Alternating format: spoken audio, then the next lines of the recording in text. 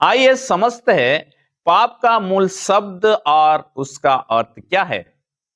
पाप के लिए हिब्रू शब्द खात या खटा, जो कि हिंदी का प्रोनाउंसिएशन है, आप अपने हिसाब से प्रोनाउंसिएशन कर सकते हैं, जिसका अर्थ है लक्ष्य से चूक जाना।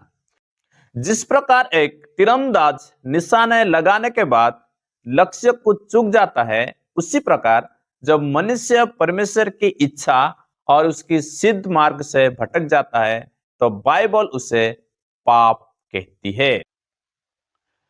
पाप के लिए यूनानी शब्द हरमटिया, जिसका अर्थ है कि परमेश्वर की इच्छा और उसकी धार्मिकता के स्तर तक ना पहुंच पाना, अर्थात मनुष्य परमेश्वर की पवित्रता के स्तर तक नहीं पहुंच पाता। जैसा कि रोमियो अध्याय 3 का 23 में लिखा है, क्योंकि सब ने पाप किया है और परमेश्वर की महिमा से रहित है। बाइबल के अनुसार पाप क्या है?